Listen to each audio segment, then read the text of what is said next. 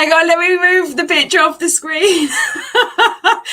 It's because I'm used to having the longer intro. Hang on, where is it? There we go. Oh, that was a bumpy start. Hello, everybody. Welcome to the Book Slam Xtra. I'm your host, Jules, and welcome to our weekly podcast where we talk about all things books and writings and pontifications to do with such.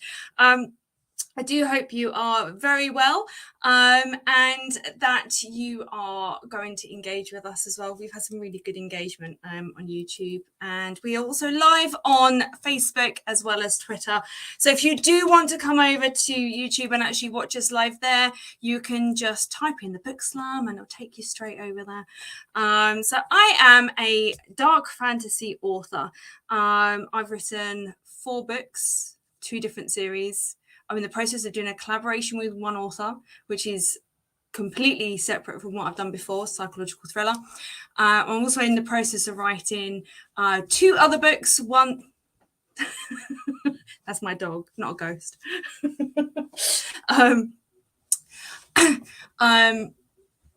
I'm also in the process of writing a book for book 3 for my dark fantasy series, and also book 3 for my children's fantasy series, both which have sort of with trauma recovery at its central core.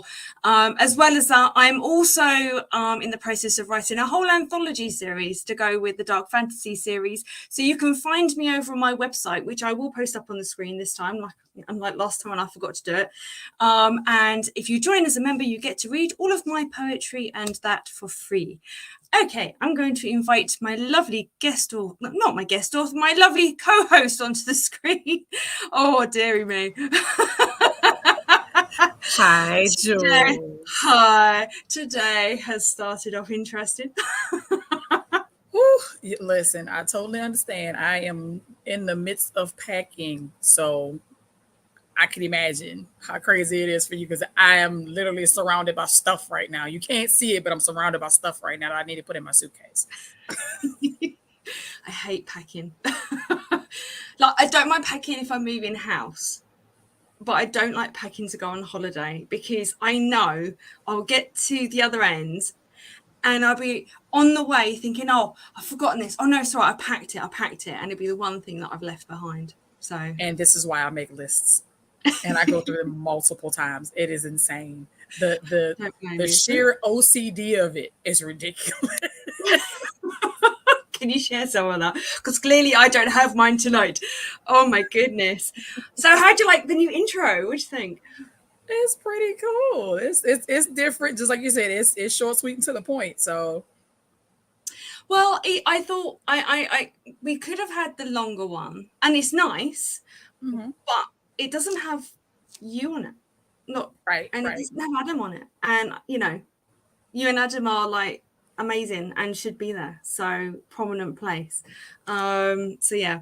And also, you know, people don't want to sit and watch a really, really long intro, do they, to a video? So this is true. So I've got a few other little short videos that I'm going to attempt to use correctly today. But although I don't have any confidence in myself with the rocky start that I had. Meanwhile, whilst I gather my inner strength, I'm going to teach you about my new meditation technique that I learned today that I am going to follow through on. And you will be amazed and astounded, and you will start using it. Okay. Before I do that, why don't you introduce yourself? Well, hello, everybody. My name is Reese, a.k.a. Reese the Storyteller. I am an author of contemporary romance and erotica. I have been published for a little bit over a year now with book 1, which is Trapped. I am in the process of finishing book 2. Got a little bit of a slow start this go around, but that's all right. We're going to get it done. What else? What have I been up to the last couple of weeks? Writing. You have been trying to. Yes, I have been MIA trying to get some things together. And in the process of getting myself together to go on the trip. I will be flying out on Tuesday for Carnival number 3 for myself, which is going to be Barbados crop over. So I will be heading to Barbados very shortly for my much needed rum punch, because It has been a challenge. Then my meditation technique that I'm going to teach to you and everybody else who's watching now is just that and the rum punch together. Bang. Right, you ready? Okay. It's very important that we follow these instructions. Okay, so have a nice deep breath in and breathe out nicely with your eyes closed. Breathe in slowly, breathe out slowly, and you're going to repeat after me. I don't give a fuck. Ready? They got to say it. It doesn't work if you don't say it. Right, I don't give a fuck. I give no fucks. I will never give any fucks. And I don't give any more fucks anymore. Done and done. Done and done. So there you go. So that's my new meditation technique that I am going to do every day. Listen, it helps. It helps. Because there are some days where it's a whole lot more complicated to actually care. Honestly. Yes. Yeah. Do you know what? Look, I've spent a lot of my life giving a fuck about what other people think of me, about what other people say, what other people might be saying, what other people might be thinking. And I've reached a point where I don't give a fuck. Mm-hmm. Just say what you want. I'm going to be happy in my own little world. And honestly, it makes it so much easier to deal with the crazy of the world. And a rum punch or a Guinness punch really does help with that. Yes. Icing on the cake. Absolutely. So I'm going to attempt to get this right today. After my rocky start with my I don't give a fuck meditation, I'm going to live by what I say. And we're going to go to our next little segment. Ready?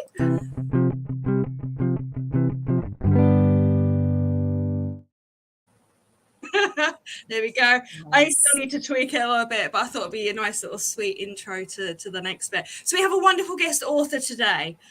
I'm going to invite him straight on.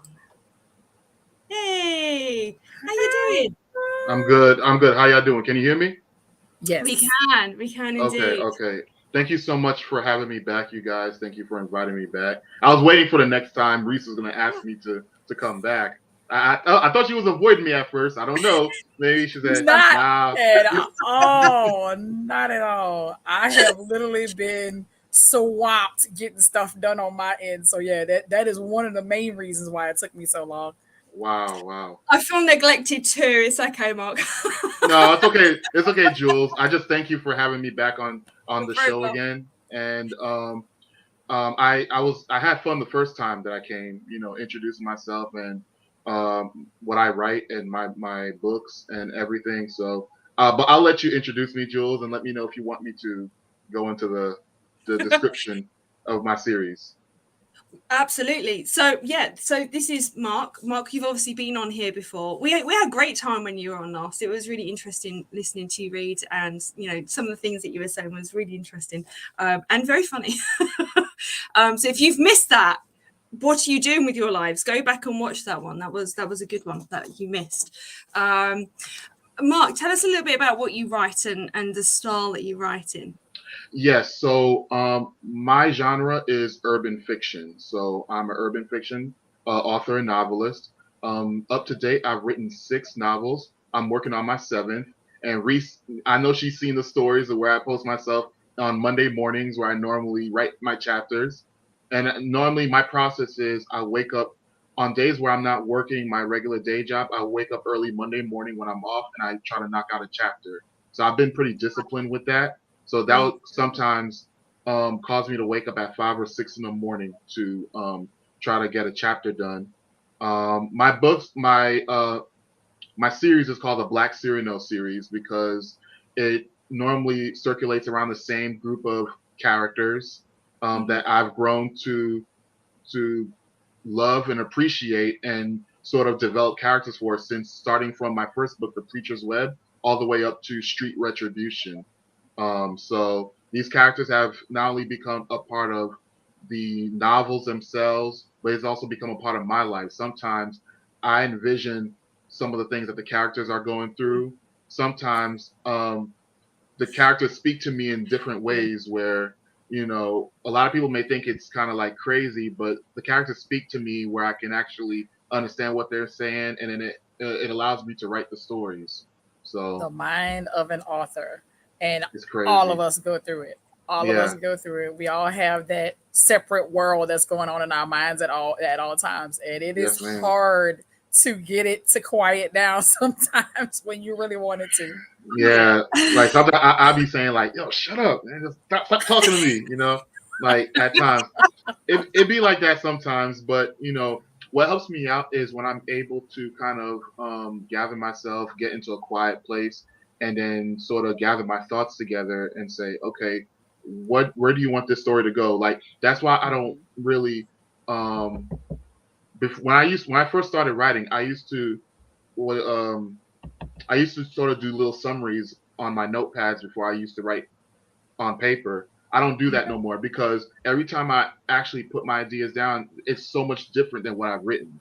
So because the story always takes a tangent, so that's why I don't really do a lot of highlighting or a lot of written summarizations or synopsis. Normally everything is up here, and then I just get it on paper.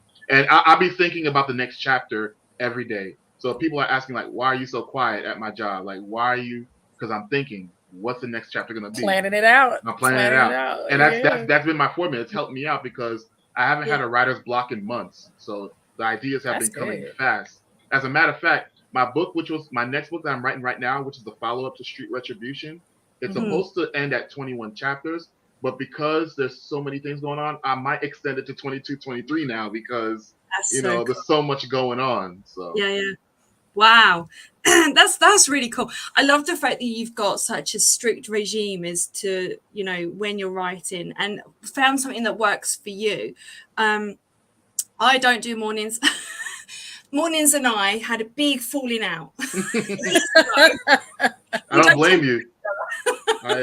It's an acquired taste. Like I'm not a morning person myself. Yeah, I've trained myself to be a morning person because before I would write late at night, but now because it's hard for me to stay up at night anymore, I always seem to fall asleep. I can't really stay. So now I train myself to be a morning person, despite the fact that I don't like it. But I drive myself to wake up in the morning because I'm thinking, what if this is the last day I get to write? Like, what if something happens and I don't have another chance to write it? So that's what keeps me going. That's such a powerful sentiment as well. I mean, I personally find I'm more creative at night. I tend to have my best flow of thoughts at nighttime.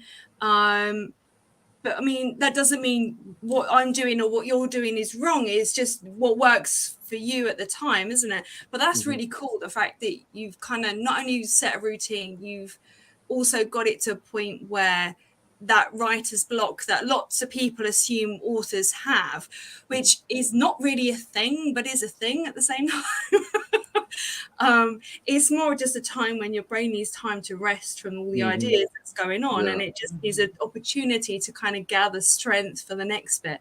I think that's really cool what you're doing. That's a really good way of writing, and that discipline as well has enabled you to write to the amount that you have. So that's fantastic. It keeps me motivated because if I don't keep up with that discipline, I tend to procrastinate a lot, and I know myself.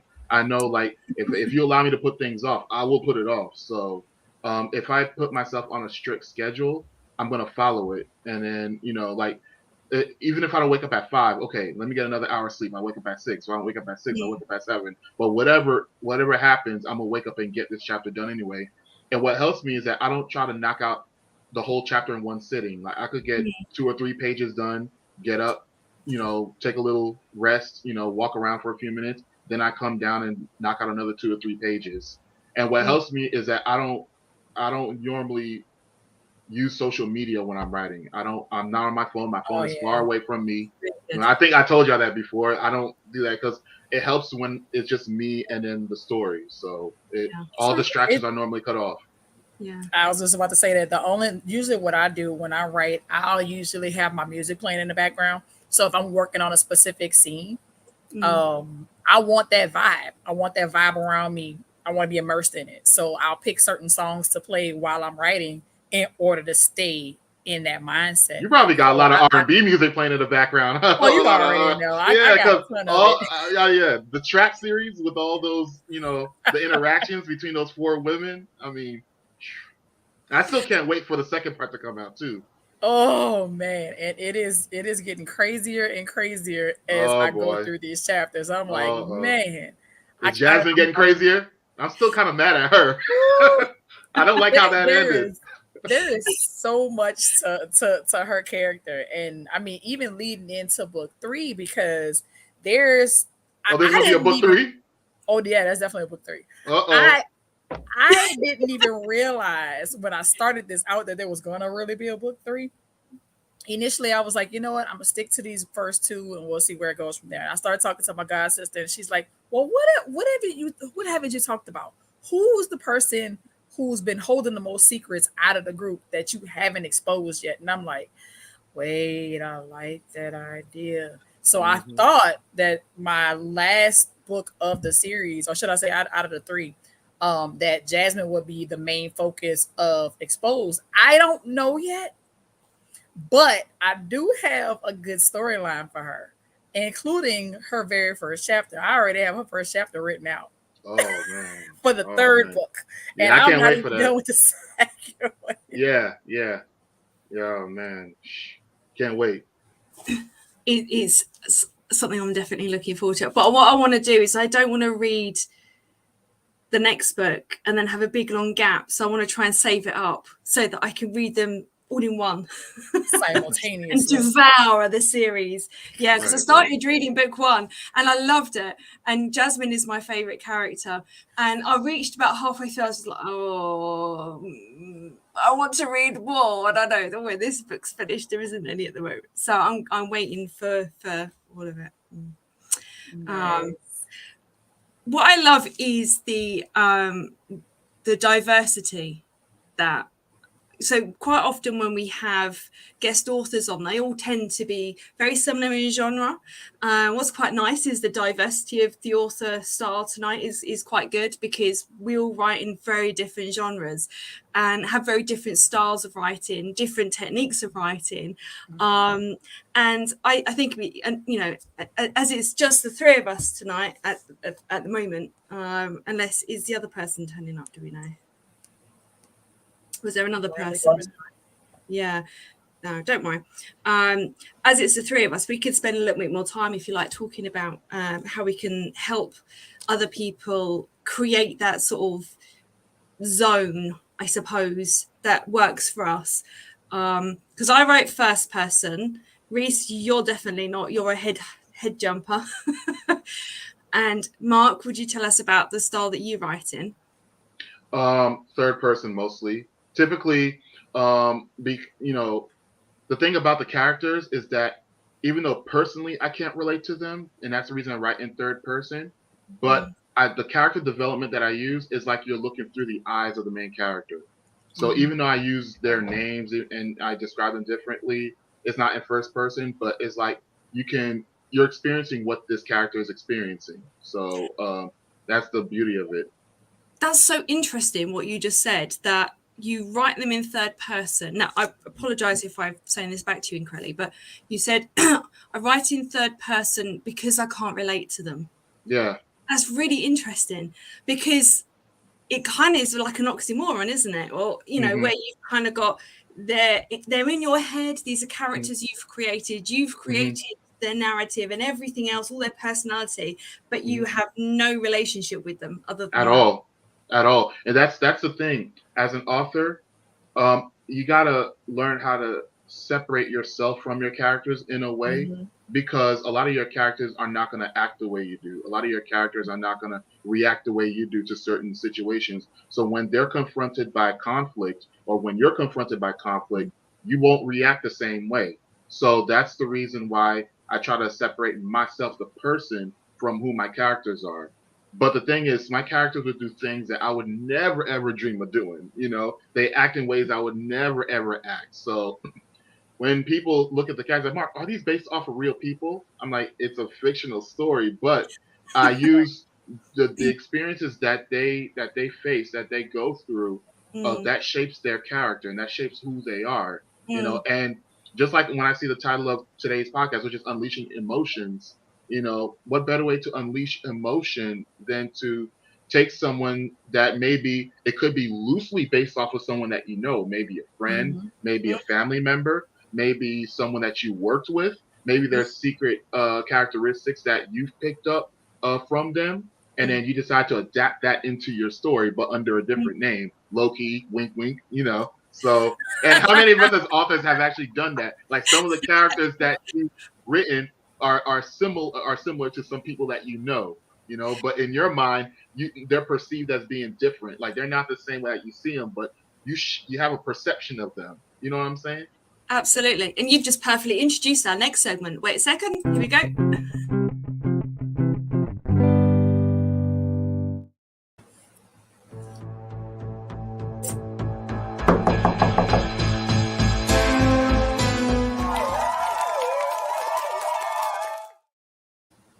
Nice. It's so much more slick if I should keep the right one. That's all right. It looked nice. I like it. Thank you. Love it. Good job. Good job. Thank you. Well, it's a work in progress. I just wanted to see if it was going to work. And I want to start doing like short versions of the video so that they can be edited and do that. And I can't do that if it's just one long piece, and it's more interesting. So but you did introduce it perfectly, which is unleashing, emotions in our writing and how we actually go about doing that. Now, I tried writing third person, and I couldn't do it. The old adage, show don't tell when it comes to writing. Yes, that was in my mind just now. Yeah, and you're trying to describe how someone's feeling when something's happening, but not tell the audience what it is they're feeling. I found that super difficult because I just couldn't get the whole, well, I just feel angry, or so-and-so felt angry. Well, how do you describe that? I don't know. Right. So I found it particularly difficult, but you both obviously write in third person. So how do you both achieve that? You want to go first, Reese? Sure. So for me, I guess once I've gotten the basis of what I want the scene to look like, I can kind of play around with the characters. So just for example, initially with Trapped, that whole first chapter was just supposed to be a short story. So with me taking that particular scene and making it third person, because I wanted you to get a sense of. You mean when they were doing the drinking game and then? Yes. Okay. Yes. So that particular scene was strictly supposed to be a short story. And it was literally going to be this third party scene with these four women, and they're going to be having these conversations and discussions. And that was it. I think it was probably supposed to be maybe 4 or 5 pages long, if that. And as I got into, right, as I got into their personalities, I was able to kind of dig a little bit deeper. But trying to show their emotions, part of it was body language, putting those things out there, eye rolls, tilts to the head. Those are different things that, those are different suggestions that it's so funny. Those are physical reactions to conversations that you may have, head nods, all that good stuff. So I was able to put those things in there to try to tie you into what's happening in the scene. And as the scene progressed and the emotions were exposed, you were able to kind of follow through what was going on. Even with the dialogue, sometimes there are certain words that you use and somebody's upset without even saying it, but there's ways to play around with it. Yeah, I agree. I agree. I actually, it's great that you mentioned that, because when I first started writing, I didn't put a lot of focus on like the physical reactions, like you said, the eye rolling, the neck, because I wasn't really looking into that. I started as a young man when I started writing, like in my early 20s. I really didn't think of, but the more I've evolved in my writing and the more I've read my contemporaries, I've actually started to basically involve that more in my character development. Now, where I have them nodding their heads when they're agreeing to something, raising their eyebrows, or looking at someone a certain way, or I would put in like italics what they're thinking. You know what I'm saying? And Yes. that's what's been Yes. helping me too, putting in italics what they're thinking, because in writing, when you use, and italics are my best friend. Like normally those are what the character's thinking, but they don't want to say it, you know. So that's pretty much helped me out as well. It's really interesting that you say that, because I write in first person, so everything that is on the page is basically from that character's own perspective, and I don't italicize any of her thoughts, because as you read it, it's quite obvious what she's thinking and what she's not, and so because if she's not thinking it, she's saying it. Right. It's yeah. So hers tend to have the italicized bits are more to do with when there's like an emphasis on something in particular that sort of has a vocal stress, or different intonations in the way that someone's speaking. I also find that, I can't remember who said it, there was a quote from someone about exclamation points, and said you should aim for having a maximum of one exclamation point every 10,000 words minimum. And I know that that's like someone else's opinion. That's someone's opinion. My characters kind of scream at each other, so there'd be a lot of exclamation points happening. Yeah, mine's too. Yeah, I think it's a really difficult thing that might work for one person's writing. That's what I'm not saying it as that's what you need to follow. That's what they had in their writing, and that works for them. But you have to write what works for you, which what is works like, for you. Yeah, the italicized stuff works for you, but not so much for me because it's not necessary. But with Ray, her behaviors and actions are a lot easier to write, because you're literally writing the things she's physically experiencing, which I know is the same as what you'd write in third person, but because you're limited to just her perspective, being able to make a judgment as to how her body would respond to certain things is easier to write. But I mean, I agree with you. I mean, I really admire her character, but she doesn't shed loads of stuff that I would be like, like book 2, she goes on this mission, she loses people in the mission, she gets bawled out by her commanding officer in front of everybody, she gets drunk, she hasn't slept for 3 nights, and she's really angry, and she does something really stupid and something that I would never do. So mainly because I'm normally a happy drunk sitting in the corner giggling. But I haven't been through her experiences. But yeah, I think it's really important to have that separation between yourself and the character, because then it becomes an autobiography almost, doesn't it? Which is obviously not the same thing. Right.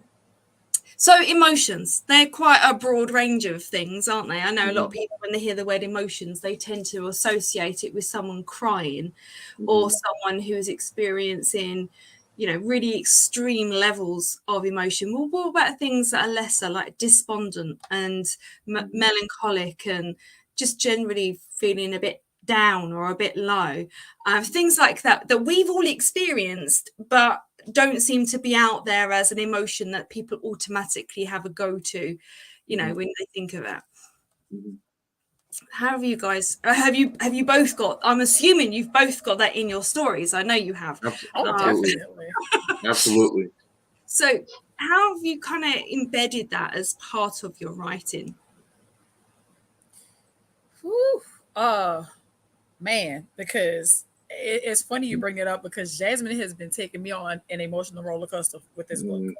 This second one, it has been a lot. It's been a lot. Initially she's real standoffish. She has to feel her way through the group, so you get a chance to kind of see her grow and change over the time that she's known the girls, and now she has this massively life-changing scenario happen in the very beginning of book 2, and it's completely thrown her for a loop. So because of her past, you get a chance to see how she reacts to what's happening from the past, and how everything's affecting her in the future. And Mhm. a lot. Then the girls get a chance to see a lot more of her than just just Naomi. Her and Naomi are the closest, but Mhm. now they get a chance to really get to know her on a deeper level, and I feel like she's evolving. The more these books go on, the more she's evolving. I like to see it, but Lord, it's so draining. Mhm. It's so draining. Is it? Do you find it draining because you're experiencing those emotions as you write it, or is it because they're just trying to like almost like method acting, where you're trying to place yourself in that position of understanding those emotions? I feel like in a way I'm an empath. So for me, and if I'm writing this particular scene, it's gonna affect me. And I mean, it's supposed to. That's the whole intention of the scene. I want you to be affected by this scene. If I'm not affected by the scene, then I don't expect anybody else to be affected by it. And I mean, that's the mark of a good writer. When it comes down Mm. to expressing those emotions, being able Mm, to pull that person into that space and mm, and put them in there, even if they can't identify exactly what's happening, they can mm, empathize with that particular person because of what yeah. they're going through.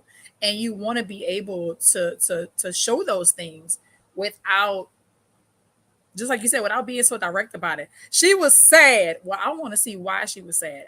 Mhm. What's making her sad? What is her reaction to her sadness? All of those things play a part in developing that character and actually showing, and bringing that reader into that space. Mm.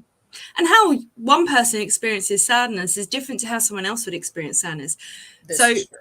for example, I watch a lot of forensic psychology stuff because that's the area of interest that I have in terms of qualifications. That's And cool. yeah, I love it. It's really interesting. One of the things that terrifies me, though, is somehow ending up being arrested for a crime that I didn't commit. Or a tragedy happening in my life and showing no emotion and being like reviled by the public and the press because Mhm. I don't show any emotion. And I personally struggle immensely to show outward feelings of extreme sadness, Mhm. i.e., crying. I find it very difficult. I'm a private person when it comes to that. So, Hmm. so that's something that I would find really, really difficult. But I Mhm. know that other people are really good at being able to just turn on the waterworks whenever they want. And with, Mhm. oh my God, I'm like, my nail broken. Oh, I'm an ugly cry as well. So that doesn't help. um, I like to add something. So it's piggybacking on what both of you are saying, but especially when I was reading Trapped, at the beginning of reading it, I was really interested in the different paths of these four women, like what led them to how they act and how they were as individuals.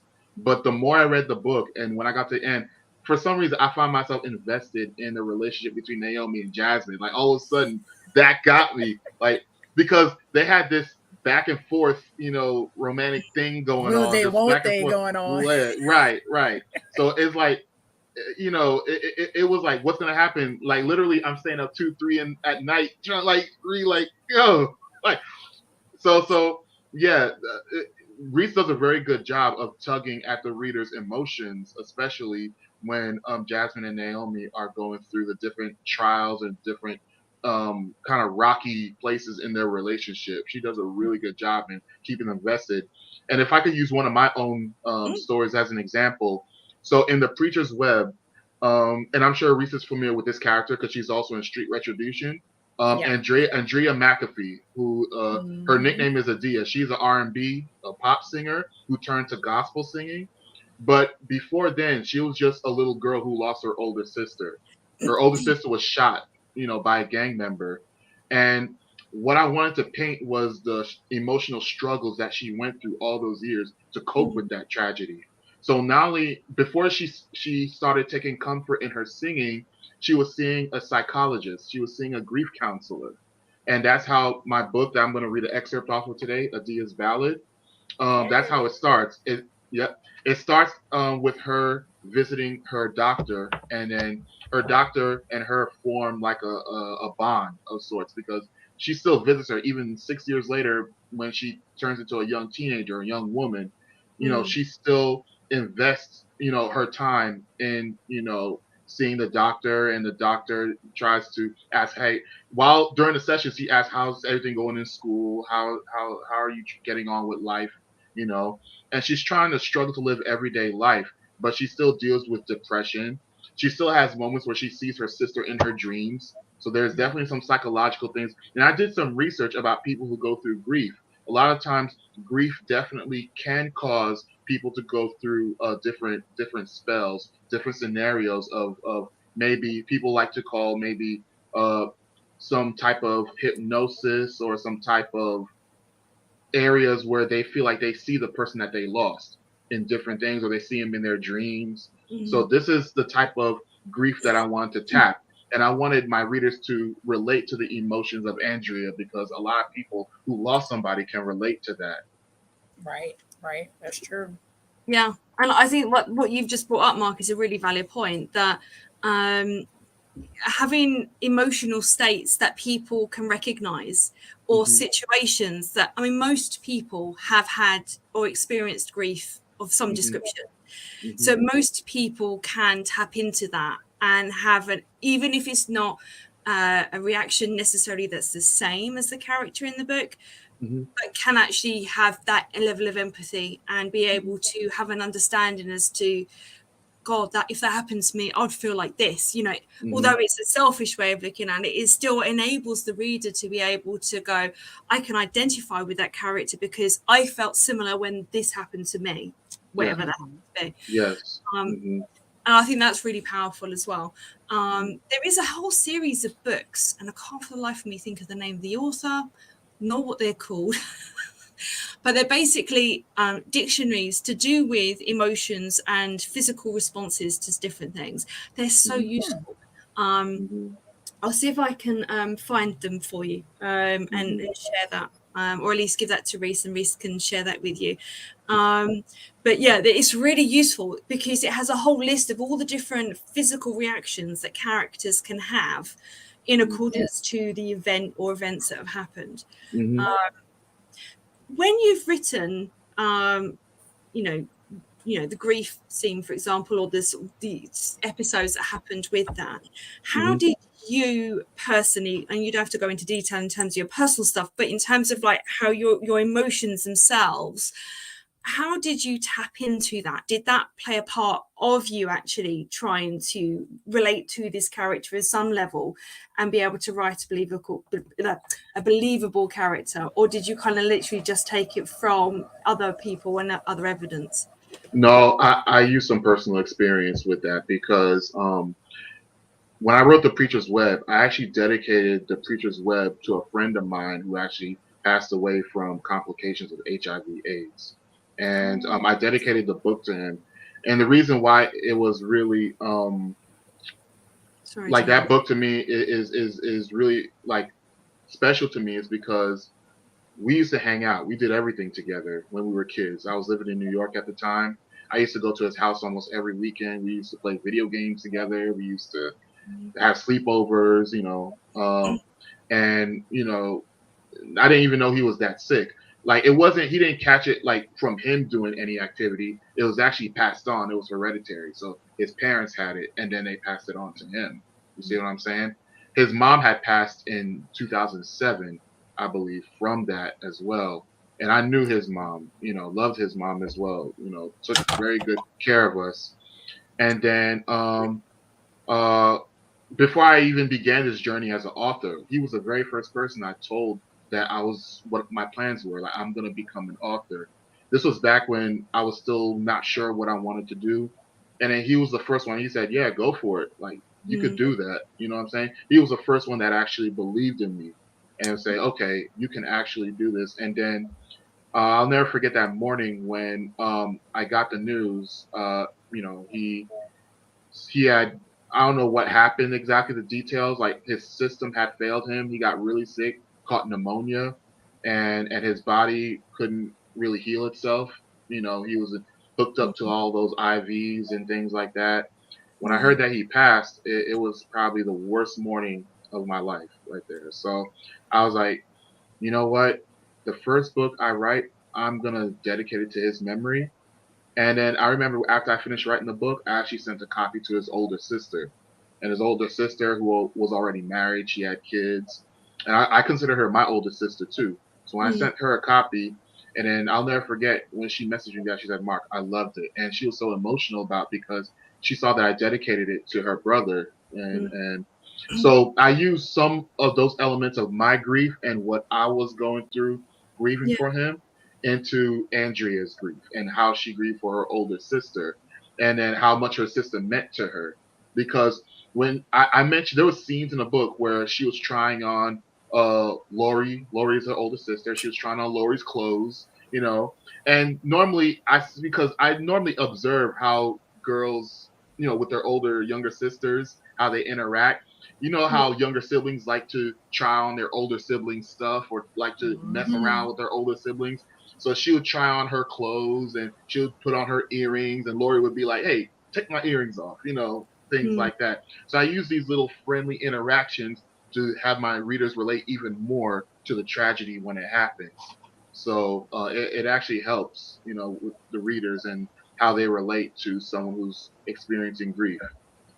That is such a powerful story. Thank you so much for sharing that. I'm genuinely so sorry for your loss, and that you and the family have had to go through that. That's Yeah. just Yeah, I mean, we've learned we take it day by day.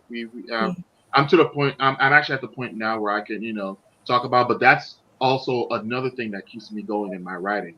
That's what keeps me motivated. That's why I keep Motivation. writing. Yeah, and since then I've written 6 more books after that. I thought Preacher's Web was going to be the only one, but I've kept going.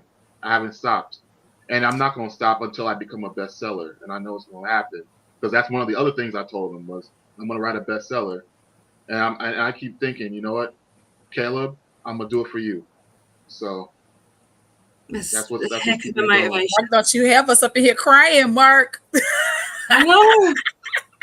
That wasn't my intention, but since we're talking about unleashing emotions, I might as well, tug at the heartstrings a little bit. Absolutely. Well, I think it's important, and we talk a lot about writing being a cathartic process. Mm-hmm. And writing is a great healer for all sorts of different reasons. And you don't have to necessarily embed your own like personal experiences within the body of the writing itself, Right. or even keep a diary or like a journal and say, "Oh, today I felt like such and such." But being able to write scenes, so like for mine is a real journey of healing, and it is a journey that I'm still on, and have been on for quite some time, and I'm likely to be on for some time in the future. Ray, I put her through an awful lot of stuff. She gets basically kidnapped by this enemy, and who put her in the dungeon, and she gets really badly abused and sexually assaulted and stuff like that in the dungeon. And whilst there's nothing graphic in there at all, it's very obvious to an adult reading it that that's what's happening to her. And she reaches a point where she's lost her father, who she absolutely adores. Her mother's never been in the picture because her mum died during her birth. Her closest family have died. Her little sister has vanished, and she's all alone. And so she reaches a point where she's just like, what's the point? Kill me now. And she is at the point where she has completely lost the will to live. Did you know that there is actually an actual psychological condition where you can actually lose the will to live? And it takes about 3 weeks, and your brain actually shuts your body down. And so she starts off on that. Her brain starts shutting her down because she's just, that's it. Right. And she I won't tell you exactly what happens because I might read that bit to you. That'd be cool. But something changes, and so from that, she then has a purpose, and so it's and I think I agree with you, Mark. It's kind of like you've got to find an emotion that you have experienced for whatever reason, whatever situation, and be able to tap into the rawness of it. I don't mean to cut you off, No, Jules, but what it was challenging for me because Adia's Ballad was actually the first novel I wrote. Like, even though it is third person, but it's most of it is entirely on a female point of view. You know, many times I'm normally tapped into the male psychosis because as men, we're often taught in society not to show a lot of emotion. We got to be hard, whatever we do. We can't be seen crying. We can't be seen grieving. We gotta try to, like be a man. That's what I remember being told that when I was a kid. Like, man up. Like, you're not supposed to, act a certain way.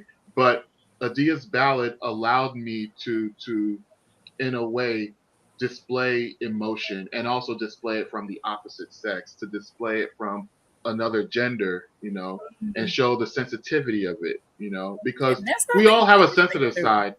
It's not easy at all. No, it's not easy. That's the thing. That's why when people ask, what is probably one of your favorite or one of your most challenging books to read, I always say Adia's Ballad is, because that book actually allowed me to tap into my feminine side, so to speak, and allowed me to really, in my own little way, still grieve for my best friend while also exuding through Andrea how she grieves for her sister and ways that she copes with it, while also still telling a story about how she enters the music industry because she could sing, but she finds out a lot of stuff about the music industry that's shady.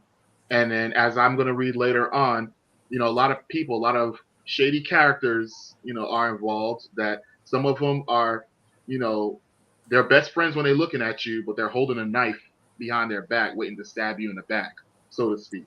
So, and I really get it. I think it must be so difficult for men in particular nowadays, where they've still got the older generations in particular who are very much, you cannot show emotions, be strong, man up. I hate all of that. Equally though, as a woman who struggles to show emotions, I get called hard and cold, and it's almost like I'm the opposite of what I should be displaying. You're more feminine if you cry. I'm like, but I don't. That's just not how I express it. Right. That's not how you're wired. That's not how. And that's okay, because a lot of people are not. We're not all wired the same. We're not. Absolutely. We feel different emotions. Like, we react to different things. Like, we take bad news, we take tragedy differently. Like, for some people, they weep openly. For other people, they gotta go take a drive, maybe down a road for miles. For other people, they walk outside. They just do some self-reflection. Maybe they think about their own lives, their own future. A lot of people process grief differently. A lot of people process emotions differently. Right. So it's really not great to put certain people in different boxes just because they're men. Oh, she's a woman, so they gotta react a certain way. So absolutely. And I think every, like in life, our characters are the mirrors of life, aren't they? They literally reflect what we put into them. And I think if we are honest with our characters and allow our characters to reflect that, I think it really enables, our readers to experience that as well. I think what does a disservice to a really good story, a really good narrative, is having an unbelievable character, or a character that just doesn't seem to react to something in a more fluid or natural way. And like, I agree with you again, Mark, that I whilst everyone has their own unique way of responding to different scenarios with their own emotions and their own show of emotions or not, I think having a character that reacts in such a way that not only is it not characteristic for them, so it's outside of their own personality to react in a strange way, but also is an inhumane way to react. And I'm not talking about people who are on the ends of the spectrum to do with, empaths, people who experience, a huge amount of empathy, and all the way up to the other end when you have, the commonly termed psychopaths who don't experience empathy at all. I don't think anyone on that is incorrect. I just think they respond in the way that they respond. And I think as long as that reflects in our characters, it's a good way of doing it. Okay. Did you have anything you wanted to add about any of your characters? The only other thing I can think of is really just allowing those characters to do what they do. And it's funny that I even say it that way, but sometimes, and Mark even hit the nail on the head with this one, you start out a certain way with what you think is going to happen, and that character takes you and runs with whatever idea that they have. It's not going to be one of those things where, for example, with Jasmine's character for this particular book, I wasn't intending for it to get as deep as it got. And I mean, this one's probably a little bit more serious than the first one was. I mean, there's some serious parts in the first one. There's some silly stuff, but there's some serious parts in the first one. But this one got a lot more serious because of the scenario that she's gotten herself into. So there's an argument that she and one of the other girls gets into because of this scenario, because they're kind of on the same vein when it comes down to their backgrounds, but at the same time, they've still had different experiences and they're butting heads because of it. But they end up coming to an understanding at the at the end of that particular scene. But it's so interesting how things can be driven just based off of an initial idea, and it just kind of flows out into other things. So it's crazy. It's insane. The ride is insane. Sometimes you really have to walk away. You have to walk away from it and just and breathe and take in everything that you just wrote, and then go back again. So it's a lot. That's why I write scene by scene. See, when I try to knock out a chapter on Monday, but typically the way I do it is by scene. So when I finish a scene, I get up, take a 5-minute break, drink some water, maybe eat breakfast, come back, and then knock out another scene. So that's how I've been working, because one scene, especially if it's a scene that deals with tragedy, or if it's a scene that is highly emotional, or if it's a scene that deals with a broken relationship, or if it's a scene that scene, people don't understand how much that takes out of you, especially if it's a scene that's involving a beloved character, or a character that you've grown fond of, or a character that you've related to. Writing a traumatic scene for them takes a lot out of you, more than you expect. So you need to take a breather and kind of sit back and be like, man, did I do that? Or did I just put her or put him through that? It's like taking out a family member. It's like taking out a family member, because just like you said, they have been engrossed in you for so long, and you've been attached to that particular character for so long, that if you take them away, that does something to you. It's loss. You are grieving the loss of your character. Yeah. When I killed my first main character, it was heartbreaking. I couldn't believe I did it. I was like, why am I doing this? Yeah. When I am gonna read you that bit, and I spoke about it a short while ago. And after I finished, I wrote it in one big chunk, and didn't segment it into different bits and stuff, into different chapters and things.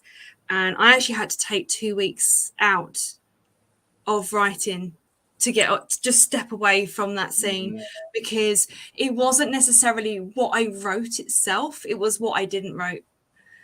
Wow. Or what I didn't write even. So if I can talk proper English.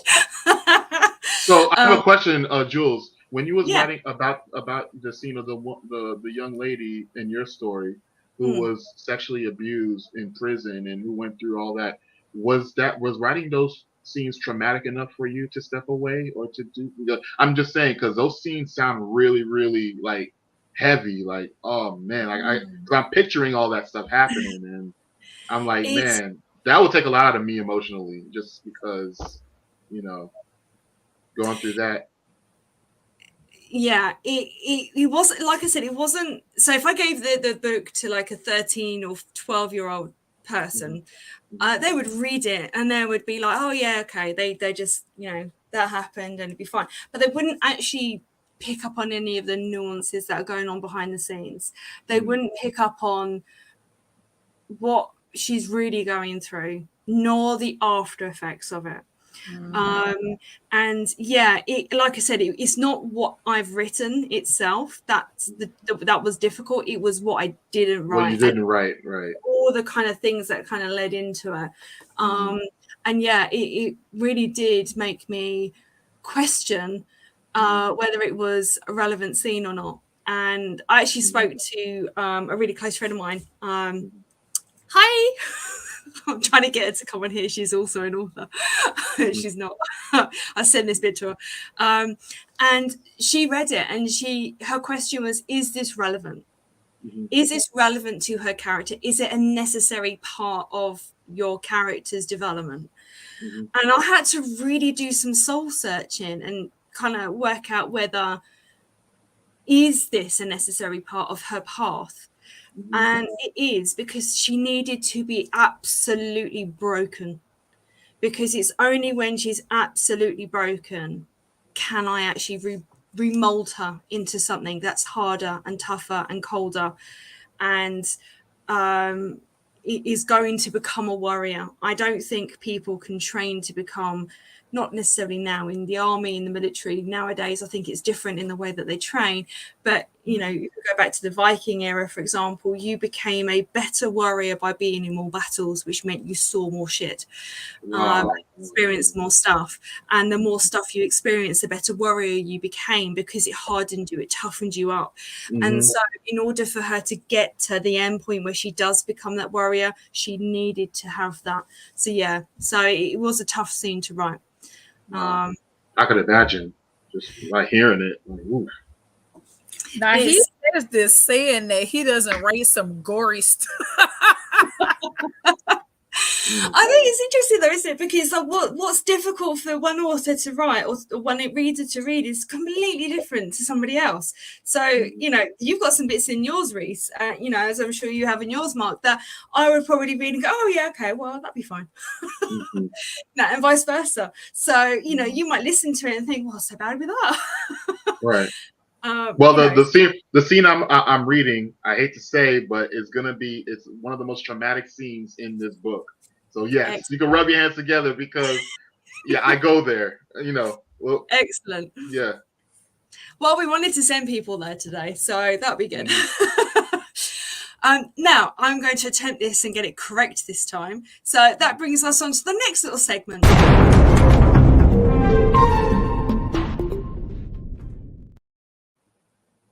I've decided to call this segment Book Wizards for Bookworms, courtesy of my son, who actually named it on my behalf. I think it's quite apt. We're book wizards, you see, and we create stories for our readers who are the bookworms. So I thought it'd be quite nice. Yeah, so let's do some live readings. Reese, you're going to read to us as well today? Yes, I am. I think I'm going to read something from the new book. Oh yeah. Oh yeah. Oh, you go first. No, because I've been waiting for it. No, because I look. She knows I'm first in line to get that new book. So any little preview I could get is a win.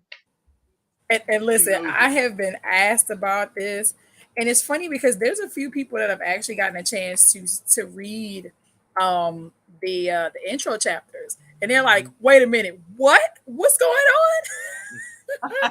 I'm like, yeah, I think more people are probably, I won't say upset, but they're really disturbed at the fact that, well, wait a minute, I thought this was going to happen initially. I'm like, yeah, that's kind of how it goes. We're going to play this bad boy until we can't play it anymore. I like it. I like it. I love it. Yeah. Do you want to go first? Because Mark looks like he's now can't contain himself and is sitting on the edge of his seat. No, I can't. Let's go. Sure. Look, and this is actually one of Jasmine's scenes. So I love Jasmine. Right, let me put you on the solo, and I haven't got obviously a picture of your front cover for your second book because that's obviously out. But I will show your first book. So Mark, I'm just going to mute you as well, just in case. Ready whenever you are. Alrighty. So this is one of the scenes where Jasmine's actually visiting. Is this the one? Wait a minute. Is this the one? Whilst Reese is trying to work out which bit she's reading from, because I have put her on the spot a little bit. No, it's not that. I thought I had it saved. You're fine. You're fine. Space. Well, no, you're fine. On the screen, I've actually put Trapped up with the front cover. So, Nice. which has obviously got that lovely photograph on it of that young lady who is you. It's not me. Everybody thinks it is, which is the funny part. And I have to actually prove it by making them look at the book cover because I know. it's hilarious that everybody's like, oh well, so that's you on the cover. I'm like, no, it's definitely not me. Are you sure? I'm positive it is definitely not me. I've seen you in your carnival outfit, Reese. I'm sure it is. No, it's a beautiful front cover and actually reflects the book really well. And is a nice little tease into what the book is going to be about. So what are you still looking for your piece? Oh, I've got it up. For some weird reason, I had it twisted in a different section, but I was able to pull up the other one. So this is fine. That's all right. That's all right. I'll pop this up sporadically throughout, and you can obviously tell us a little bit about the cover at the end as well. We're ready whenever you are. All right. So here we go. How are you today, Jasmine? My therapist, Mona, asked. I glared at her, and she waited patiently for me to respond. I wasn't upset with Mona. I was just irritated. She was used to my prickly nature by now. Mona was a real one, and I was glad I found her when I did. Sometimes it took the entire session for me to put my feelings into words, the one thing I've always struggled with. It was just easier to keep it to myself and deal with it later, but later would never come, which is why I was there in the first place. Could be better, I grumbled. Tell me about it, she prompted, holding her pen at the ready. I sighed and slouched on the couch. That thing was super comfortable. I needed to ask her where it came from. Anyway, I stopped stalling and got straight to the point. My mother is in town. She brought my kid with her. Mona stopped writing on her notepad and looked at me. I beg your pardon? Your kid? Yeah. I leaned forward, putting my elbows on my knees before saying the words. I have a daughter. It still felt weird saying it out loud. It was even weirder that she looked just like me. Genetics are a bitch. Jasmine, we've been having sessions for almost a year. I'm surprised you haven't brought this up before now. It wasn't something we needed to discuss. It still isn't. Mona gave me a long, searching look. I can only help if you're willing to let me, Jasmine. All right, then. I leaned back against the sofa once again and took a deep breath. I had her when I was in high school. Gave up my rights and never looked back. Never? I didn't need to. I shrugged. I made my choice. Mona nodded, picking up her pen. Take me back to the beginning. How did all of this happen? It's simple. I got all wrapped up in my emotions and let him talk me into not wrapping it up. I knew better, but I took his pull-out excuse as a safeguard. Yeah, stupid. I know. A few weeks later, I started feeling sick, so I snuck off to the free clinic to get a test. I remember sitting in the exam room hoping I was wrong. When the doctor came back with a social worker on his heels, I knew I wasn't. I was given the third degree about being sexually active so young. Blah, blah, blah. I zoned out somewhere around sexually transmitted diseases and the importance of using contraceptives. By the time they finished lecturing me about what I'd done, I'd had enough. Are y'all done? I grumbled. Can I go now? The nurse will bring in your appointment schedule and some other important information, the doctor droned on. Once she's done, you're free to go. I rolled my eyes as they left the room. I may have been playing it cool for their sake, but I was scared. What the hell did I know about taking care of a baby? Hell, I hadn't seen my own mother in 10 years. I felt my breathing shift, alerting me that a panic attack was on the horizon. I needed to calm down before the nurse got there. I gripped the side of the table and took slow, deep breaths as I counted backward from 100. By the time I got to 60, my heart rate was back to normal. The door opened slowly seconds after, and this older lady moved into the room with a smile.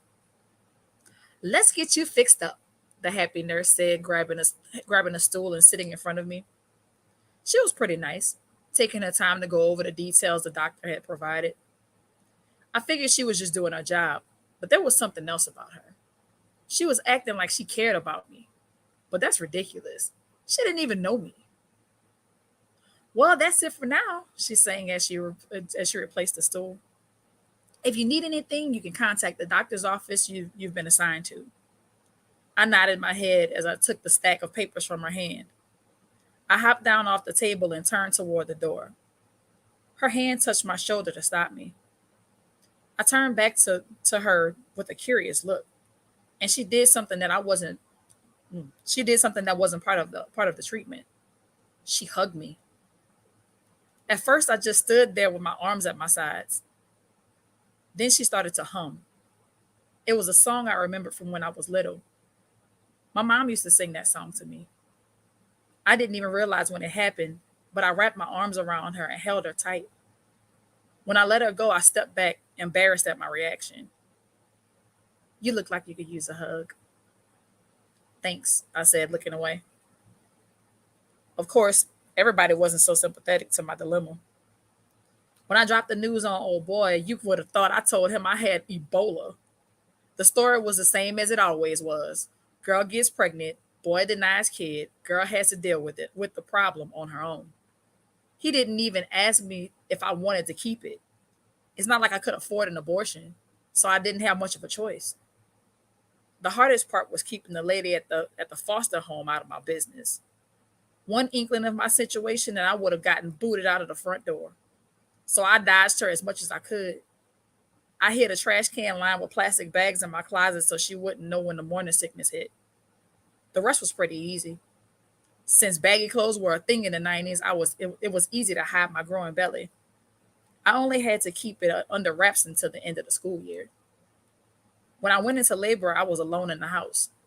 Thankfully, my water broke in the shower, but the pain that hit shortly after almost took me to my knees. I made it out of the bathroom and caught the bus to the hospital.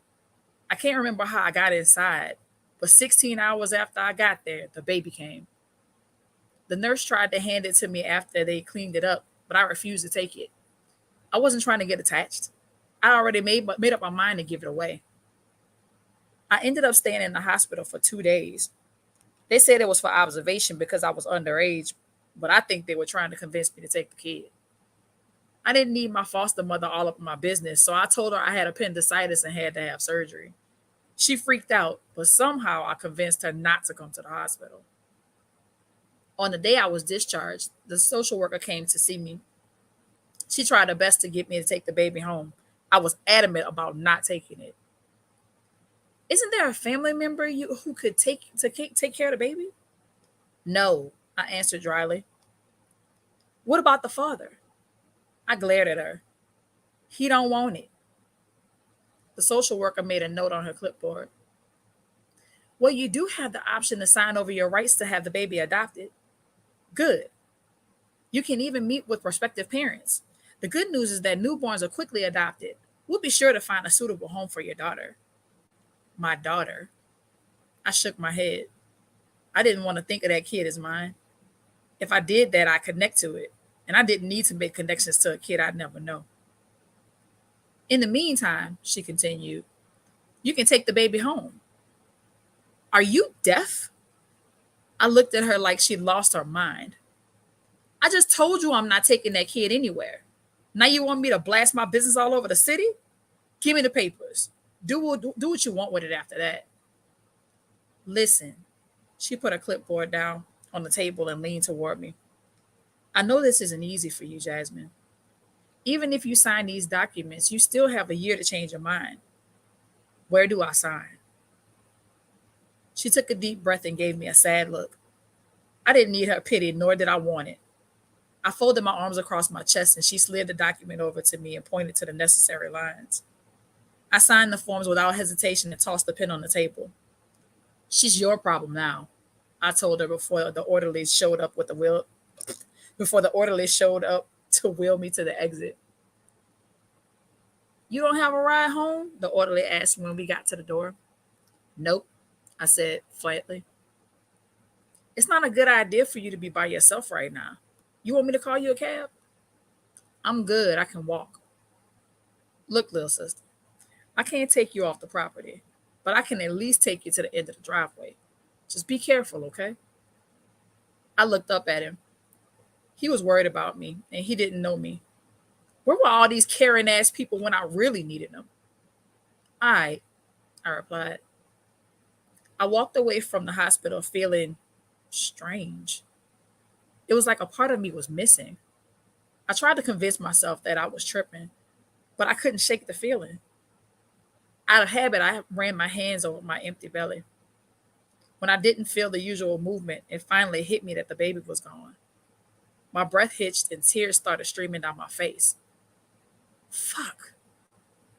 Angrily, I wiped my face. My mind slipped into a dark place for a split second. I thought about all of the things I'd seen as a kid.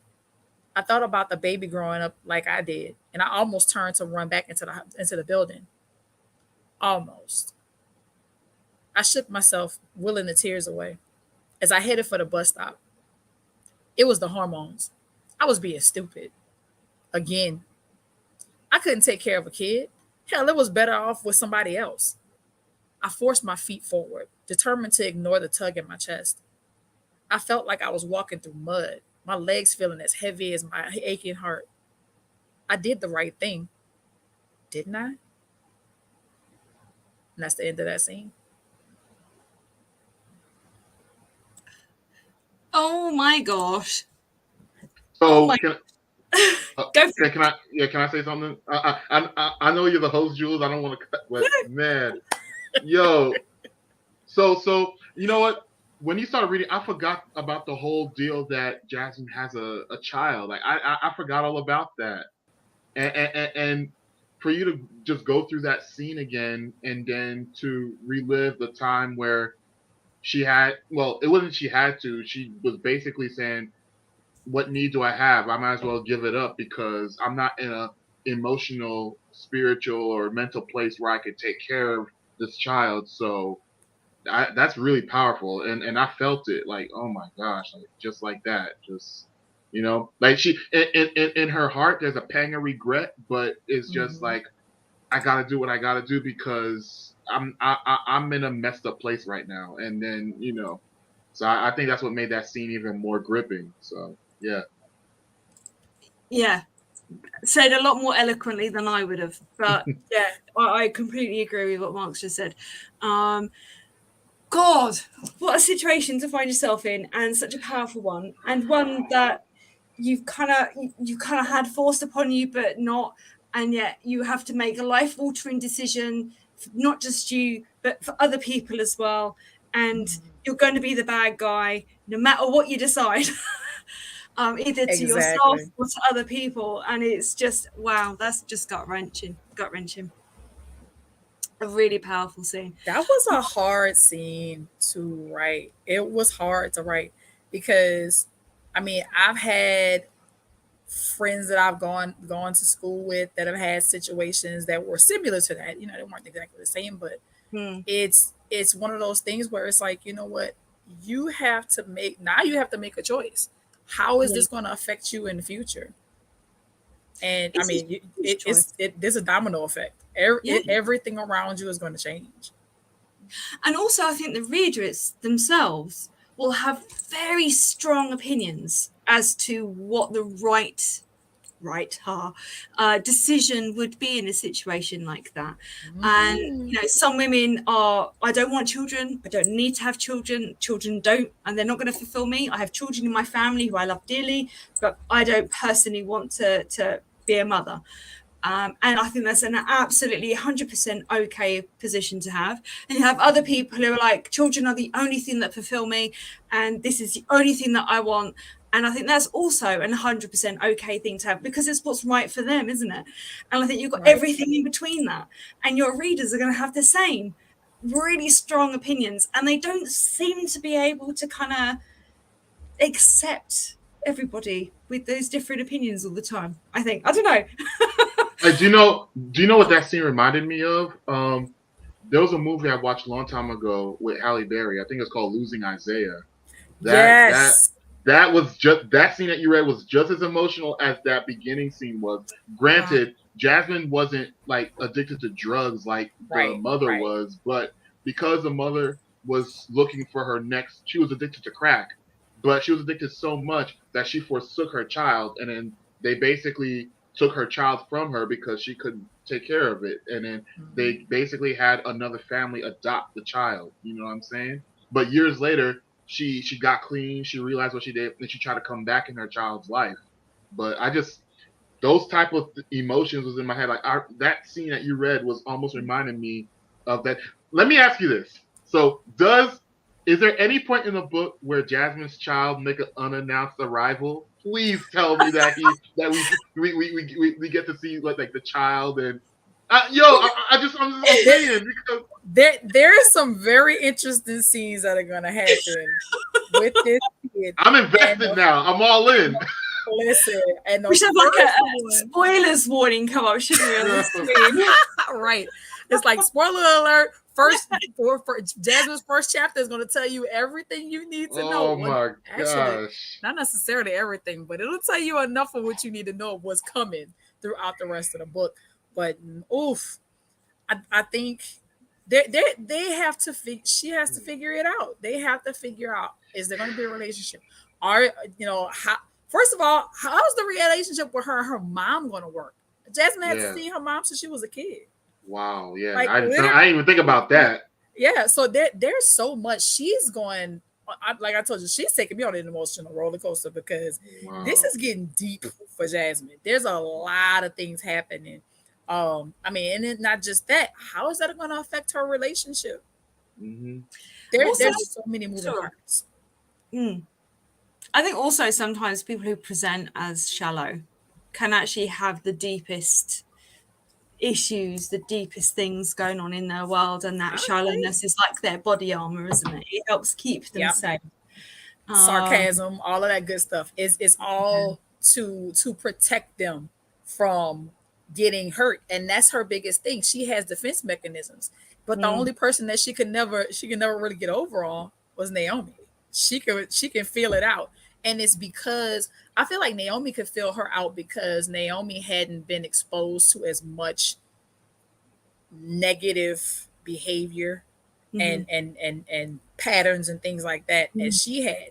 She was more she was sheltered, but at the same time she was very aware of things around her even when people didn't realize that she was aware of it. So she watches things. She's a real big observer, and because of that she knows she'll call Jasmine on her bullshit in a heartbeat. She does. Nice. Yeah, I think as well, you've got to have it so that your characters react in a way that's natural for them, haven't you? Right. You know, regardless of what you personally think or anybody else thinks, is this something that Jasmine would respond to in a particular way? And is this going to represent her personality and nobody else's? Because if you've got a reader invested in a character, which clearly Mark is, I'm invested. He's my favorite.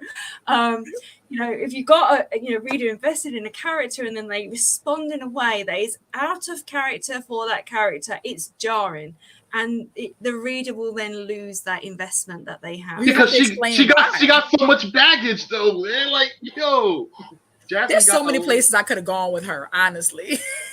You still got time. True. Wow. More books, just saying. There's a little bit more. There's a little bit more to dig into because Jasmine's story could be another book in and of itself. Like in my opinion. It can truly be a side story. Just taking pieces of her life and making it little novellas, honestly, and that actually might be an idea for me to dig into, because I mean, even the other girls, there's certain things that I haven't really jumped into. I've alluded to certain things, but I haven't really dug into it. So, and especially with it being so many characters, because my God, it's just a lot. Yeah. But That's what I did with The Preacher's Web. The Preacher's Web, it Yeah. just started out a story about an embattled pastor who's dealing with a lot of struggle internally, even though he's trying to preach a message of love and forgiveness in a community ravaged by gang members, teen prostitutes. But when he's called upon to put his reputation on the line, when he has to witness or stand witness against somebody who's accused of shooting this girl, Lori, that I was talking about, he has to put his reputation on the line. But from that one story, I've all of a sudden started making other stories with other characters in that story. So you never know. Jasmine's story can really spawn off into different little segments, other little stories. So absolutely, my anthology is going to be all of that, all the different characters. Yeah, so some of it's going to have backstory that leads into where the present day is with Ray, and then I'm in the process of writing a story which is centered around Tristan and Thane, which are two main characters within the book that are central to Ray's experience, and their relationship has such a history to it, and it really lends itself into Ray's own present. So I completely agree. I think you've got such a what's the right word? My brain's just gone completely blank. You've got such a broad spectrum of things that you can, like, different avenues that you can go down that will present her character and the others as well. You might want to have an individual book per character. Just saying. And that is actually on the list for that. I think we might have some questions in the chat, y'all. Have we? Oh, hang on, I haven't been keeping an eye on that. And let's have a quick look. We've got a few highs. We've got Ray Phoenix, Althane. Hello to both of you. And hello, Harmony. Oh, Harmony's put. Oh, this is a good question. What was the hardest scene you had to write? I think that's open to everybody. I don't know who. Well, I gotta think about this one. Yeah, I know. So the hardest scene I've had to write was in the beginning of my boxing book, Split Decision. The very first chapter, I had to write a book where I had to kill off one of my most important characters. Oh, that one hurt. Yeah, because and he didn't have to die. It was a situation where he was just at the wrong place at the wrong time. He was just accompanying his friend, and because he was at the company of this friend, he didn't know that he had a bounty on his head because he just won a boxing match. And in the world of boxing, there's a lot of underworld stuff going on. And he wasn't supposed to win the match. He was supposed to throw the boxing match, but he didn't. Oh, no. And now his friend was the one that got caught up in a crossfire. So I had to kill him off, for just being there. That was the hardest scene I've had to write. Yeah. That's tough. That hurt. Especially if you've got a character that you actually really like, or is a character that really helps move the story forward. That's a tough scene to write. That is. And Spider-Man. He had a family too. He's his uncle in my head at the moment. Wow. The hurt that he experienced. Sorry, go on, Mark. No, I was saying the guy that I had to kill off, he left a family behind. He had a young son and he had a young mother, and I had to kill him off. I hated to do that, but in order for me to get the proper emotion and for the story to really tug at the heartstring of readers, I had to off them. But that was hard. It was difficult. That is, that's tough. Gosh. Yeah, I definitely have like the scene in Spider-Man when he loses his uncle. And what's the other one I had in my head when you were explaining that? It'll come back to me. But there was two different movies that I shot in Boys in the Hood. That was hard. Everybody talks about that scene, and there's a reason. That was terrible. So messed up. And I patterned Omar's death after that scene. Oh my God! Because it was a drive-by. What about Pulp Fiction when the boxer there is supposed to throw the fight? Yeah. And he has to escape with his pregnant girlfriend who's going, I want to have a big belly. She was so crazy. Oh my gosh. She was. Good movie. Yeah, that's the tough scene. What about you, Reese? For release, I would say that particular scene that I read was probably one of the harder ones for me. Trapped. Ooh. I want to say the hardest Final scene that I chapter. wrote. Well, I still can't get over that.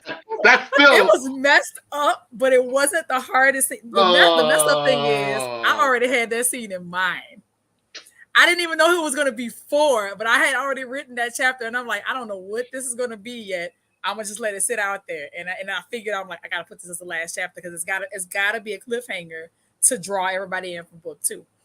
But I feel like hardest chapter, man, the hardest chapter I had to write for Trapped.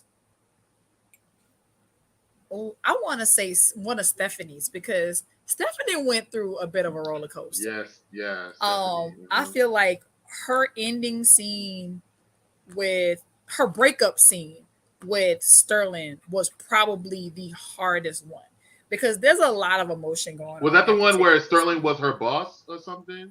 Like, yeah. Oh yeah. Mm-hmm.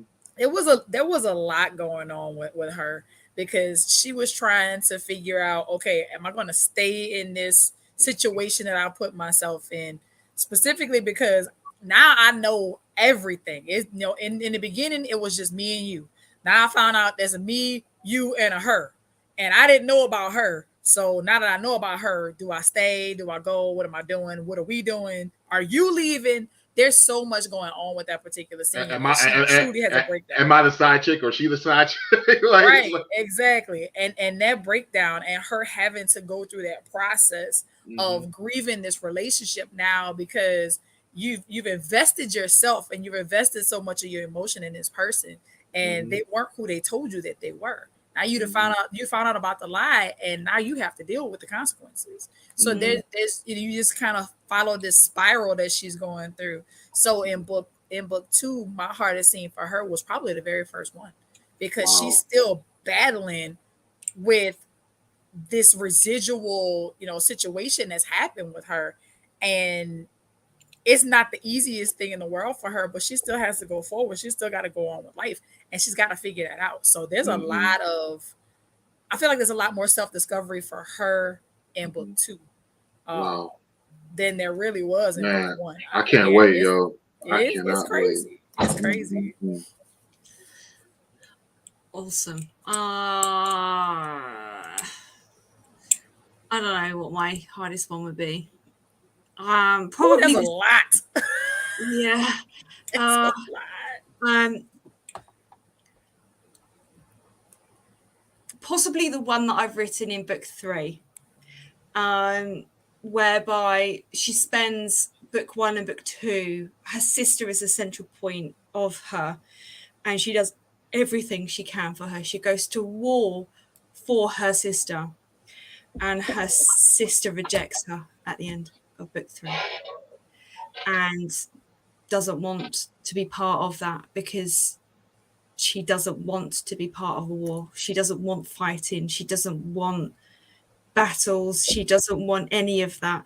And her sister scares her. And it obviously devastates Ray to the point where it just, rather than her reacting, if one of your family members is really upset with something that you've done, you can, give it time and let it blow over, or like have a conversation with them and try and resolve it. But it doesn't. With Ray, it hardens her even more. And that shell that she's putting around herself to try and keep herself safe stops anyone from being able to reach her. And it means that her companions that she's with are not able to actually meet her on her level, and it holds her back. And becoming a warrior, yes, you have to be tough and strong, but you also have to be kind. You also have to be kind to yourself as well as other people.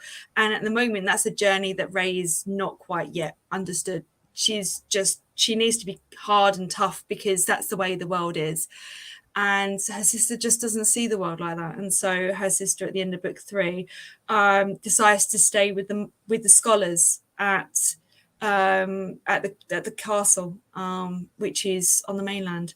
So it's that was quite hard to write because I feel like Ray had devoted so much of her time and energy on her sister, and her sister being that central point, to have her sister, not even anybody else, but her sister go, don't want it. I think that was really hard for Ray, but it got to me because I thought family betrayal is something that you just don't want to ever have. So that's a whole different kind of hurt right there. Yeah.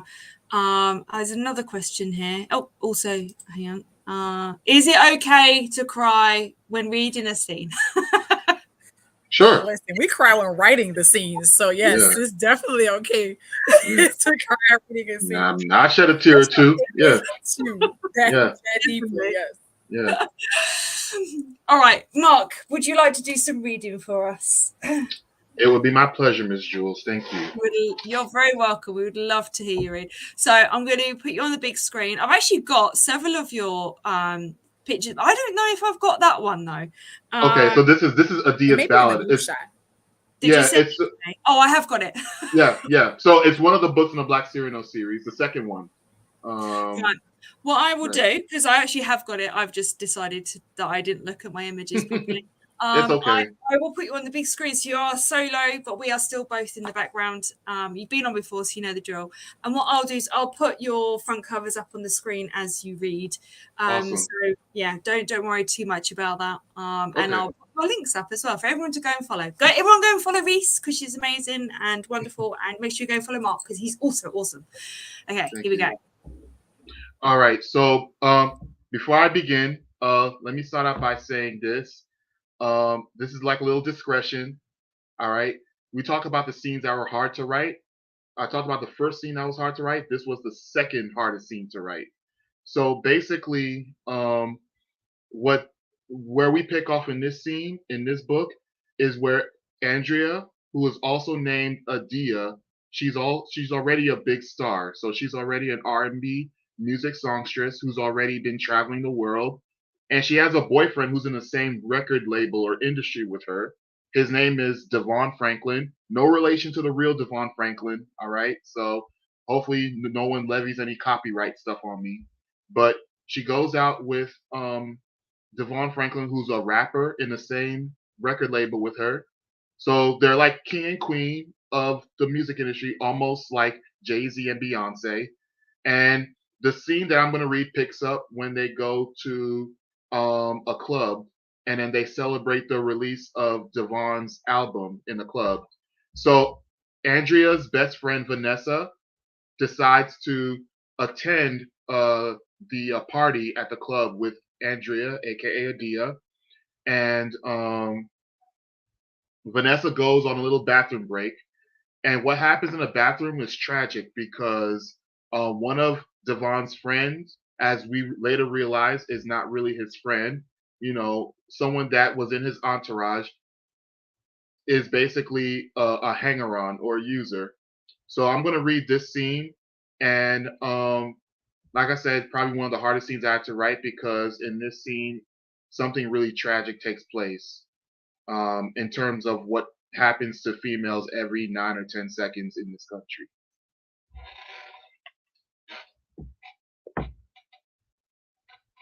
The lights at Club Allure on Queens Boulevard illuminated the skies as musicians, artists, and celebrities made their way to support the release of Devon's third EP. Photos were taken between the people of high status and regular music fans who were able to attend. Adia was busy signing autographs and taking pictures with countless fans. Devon was dressed in a white suit, a black shirt that sported gold buttons, and he wore at least 3 gold chains. Adia wore a half-white, half-black dress with a sheer slit cut on the side to complement her boyfriend, who was the reason for the occasion. Her hairdressers had done an exceptional job designing Adia's hair, and as Adia walked with Devon signing autographs, he whispered, "Damn, you look fine. I might have to wife you one day," he whispered in her ear. Andrea couldn't imagine why he would want to marry someone other than her. Andrea had managed to invite Vanessa to the party. She called Vanessa and reconciled with her. She completely understood why Vanessa was angry at her too. Where old wounds were still open, the healing process had begun. Andrea was happy to have her best friend by her side once more. Vanessa wore a short blue sequin dress that showed off her long legs and had an enormous smile on her face. Girl, this party is turned. I think I see Bobby waving at me. How I look? She asked Andrea. Girl, you look hot. Be careful who you take home now, she said, laughing. Shut up, Vanessa replied, laughing. I'm coming back. I'm about to go use the restroom, she told Andrea, and she walked to the ladies' room, unaware that someone was following her. A few minutes later, Vanessa stepped out of the stall to wash her hands when she was suddenly confronted by Slam. Judging from his hazy eyes and unfocused expression, Vanessa knew he was drunk. Slam, what the hell are you doing in here? You know this is a female bathroom, right? She asked in an alarmed voice. What's up, baby? Long time no see, Slam replied in his laid-back bravado. He didn't seem to care one bit that he was in the ladies' room. You've been playing hard to get since I first met you, he added, taking a step towards Vanessa. Vanessa now was more than a little alarmed. She was sure Slam was losing his mind from the red in his eyes to the way he was attempting to grab her. Look, I don't know what you're playing at, but you better get out of here now. Nah. I ain't going nowhere till I get what I came for, Slam replied. Devon looked like he having fun out there with his girl right now, so I guess I can have fun with her sexy friend, he said. Vanessa tried to maneuver her way around Slam, but to no avail. Slam's frame blocked her path to the door. Slam suddenly grabbed her with such force as she struggled against his tight grasp. How am I the sick one, sweetheart? Devon got everything. Nice big house, money, women, and commercial deals with his music. What do I got? I ain't got nothing but his scraps, year after year. His deal should be my deal. His money should be my money. Why do you think Devon and your girl getting as much money as they expected from Metro? You want to know why? Because I'm calling the shots. All the money's going to me, he added. And Vanessa, for the first time, saw who Slam really was. A jealous, maniacal psychopath who had been riding Devon's coattails to the top for years. He was supposed to be Devon's best friend, but he had really been looking out only for himself. I hooked up my own bank account with Devon's, and whatever he gets, I take about 60% of it. I get my cash in hand, and I do what he was supposed to do.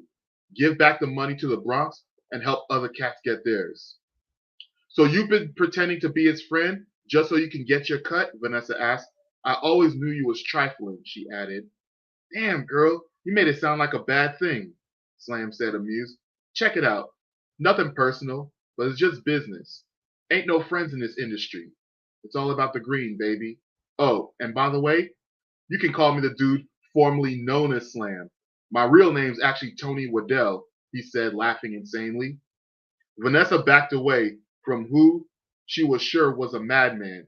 She tried to sneak past Tony, but he grabbed her forcefully and thrust his lips against hers.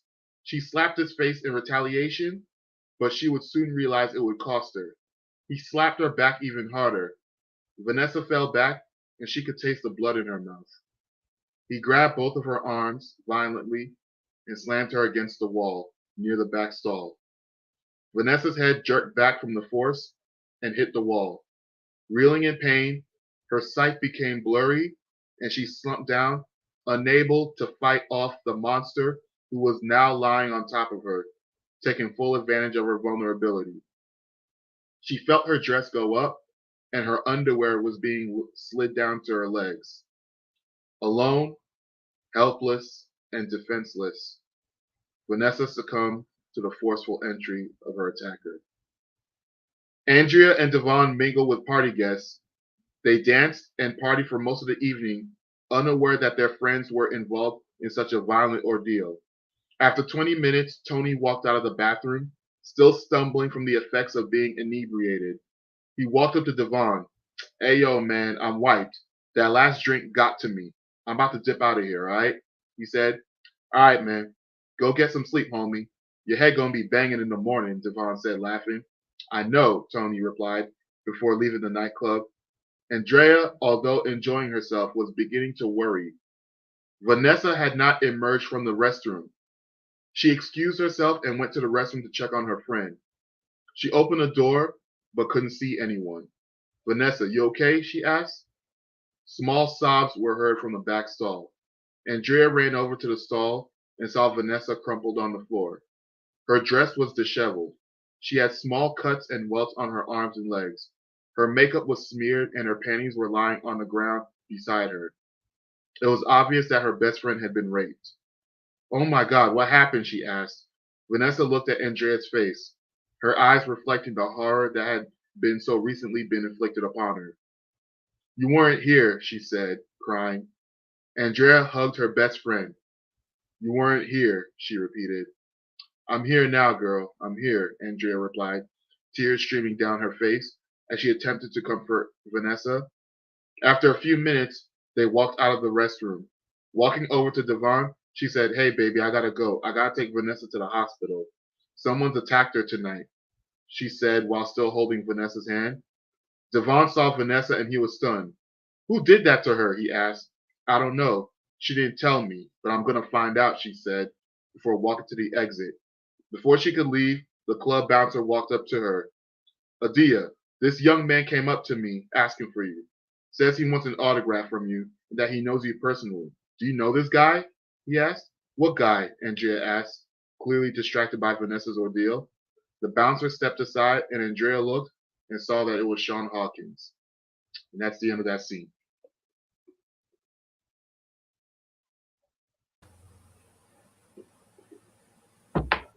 There's so much to say. Jesus. What do you think? Brutal. That I agree with Harmony's remark because of that. That was if you thought the murder part was hard, that was hard to write. Yeah. That takes some going to write it from a female perspective as well. You know, that must have taken an awful lot of research, but also a lot of inner strength as well to be able to put yourself in that position, because a lot of it is to do with the power imbalance, isn't it? Yeah. And it's God. Because there's men that think that because they're men and they're stronger, they could go out there and do what they want to do and take whatever they want to take. And because he was drunk and he was under the influence, he was able to overpower her. The first sign was that he entered into the women's restroom, so you knew his mind was already up to no good there. And then, gosh. And Vanessa didn't go. See, the problem was Andrea didn't go to the restroom with her friend. Normally, when women go to the restroom, they would travel. We go in pairs. She went by herself. We go in pairs because of that reason. Believe it or not, that is the sole reason why women go in pairs. They will go and share a cubicle, and they'll go to the toilet whilst both of them are in there, and they'll do their business, and they'll leave together. And it didn't happen there because she was with her man. So. Gosh, what a hard thing to write as well, and written so powerfully. I think you wrote it in a really sensitive way where it shows that you are understanding of her experience, and there's no victimhood blaming, but she's also not playing a victim, if that's even such a thing, but her response to it is a natural response. There would be that kind of initial shock as well as just overwhelming emotions, but inability to kind of think straight and be able to put words together, apart from blame her friend who wasn't with her, even though she knows and her friend knows that it's not her fault. Gosh, that's a really hard thing to write. What made you choose to include that in your story? Well, because number one, it goes back to Slam. So Slam was actually a friend of Devon Franklin. So they, rappers, they all have their entourage. They have people who hang with them. So he posed as his friend because they're both from the city, or so they both came up together. But in reality, he wasn't his friend. He was just along for the ride. And unbeknownst to Devon, he actually hooked up his account to Devon's account. So the money that Devon's getting from the tours, from the performances, it's funneling into Slam's account too, because Slam is trying to help a bunch of rappers in the hood come up. So he needed the money to back him. So he's unlawfully stealing money from the record label to help fund his friends' ventures. And that happens in real life, doesn't it? You know, that's not a completely out there. So I've got a tiny little bit of fluff that's like on my cheek, tickling me. That's something that actually happens, as well as you know people who tend to come from the gangs and go into the rap life. Yeah, you know, being that tough man, it's a manly thing to do, isn't it? To take a woman if they want. You know, that's all. I'm not saying every rapper's like that, because they're not, but it's certainly. And he's not who he says he is. Remember he said, "My name's not Slam. My name's actually Tony." So he's a different dude altogether. So it's like he's a wolf in sheep's clothing. You know what I mean? Like he's and that was a hard scene to write, because it every time I think about it, like when you think about women and that story, that could be someone's reality. Someone's living right. That, you know what I mean? You know, because men, especially those who are not right in their head, those who just want to exude their power, they're taking advantage of these young women every day. So I wanted to. That's why I chose that excerpt, because it was like, that I felt would, bring the emotion out, and also kind of be like, okay, what can I read so I can, so it could be something jarring, something that would shake my readers, So that one was a tough scene. That is a tough scene, and we need that. We need more men to advocate on behalf of women. And I know I'm placing it in really specific categories at the moment, but in a way the sort of genders aren't relevant in this sense. But we also need women to advocate for men. So it needs to be. That's how it should be. We should be advocating. It needs to be a balance. Absolutely. Men should be encouraged to show their emotions. Women should be encouraged to, be kind to themselves and to look after themselves, and, look after their man and look after their women, and just be kind. Because I think some women can be quite catty, and, which is sad. For no reason. I was kind of glad I avoided a lot of that mean girl stuff growing up, but it was still there. It was still there. It's just I learned early on to just kind of veer past the foolishness. Just not that type of person. So yeah, I've worked in environments where adults are like that, and I actually ended up being a whistleblower at one point, and because of it, and I just felt that A, it's not necessary, B, it's just hurtful, and C, it means that no one else can do their job properly. It's absolutely, we need to advocate for each other, and I think that's a really important scene that you wrote there. That was a very well written piece, Mark. I'm telling you, like we were all completely jarred by the entire thing. We were completely jarred. I was surprised when I wrote it how descriptive it was, like what he was doing and how he was blocking her from escaping, and just it was hard for me to write, because I had to describe it from both the man and the woman's point of view, right? Because there's a third party, so it's like I'm overlooking the whole scene happening, and that's a scary part, is that I could see it all happening, and it was like it definitely was traumatic for Vanessa, but it was traumatic to write, because it was like, man, that's a lot of women's realities, and we got to do a much better job of protecting our women. So you're absolutely right. Yeah. One in 3 women, unfortunately. There you go. Right. Okay. Shall I read a little excerpt from mine then as well? Would you like to hear? Yes. All right. I'll put myself on the big screen as usual. And what I will do is I will also show you so I've actually got someone who is currently in the process of redesigning this, but this is as it stands for now. So this is the front cover of the book that I'm going to be reading from, and I will also put up on the screen in a minute my website address, so you can catch me there too. But the bit I'm going to read from is from this book, and I'm just going to start midway through. I'm not even going to read chapter names or anything like that, just to keep the flow there. I lurched, kicking my legs, and tried to call out, but the soldier responded by putting both hands around my throat and squeezed hard, making any sound from me impossible. As the air left my lungs, I thrashed as hard as I could, but his thumbs pressed hard onto my larynx and my screams fizzled into rasps. My hands scratched and scraped against the hands wrapped around my throat as shadows shrouded my vision. My strength melted from my arms and legs, and they dropped to my sides. His eyes were narrow, haunting, and never left mine, as I welcomed unconsciousness. He moved his hands from my neck and clasped my collar.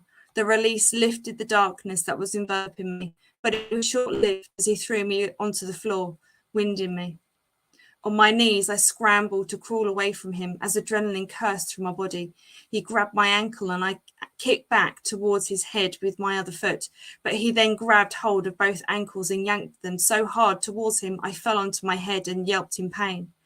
I tried to grab onto even the smallest thing to hold onto to pull me away from him, but my fingers just scraped the stone surface. I couldn't fight him anymore. My strength was gone and I had nowhere to go.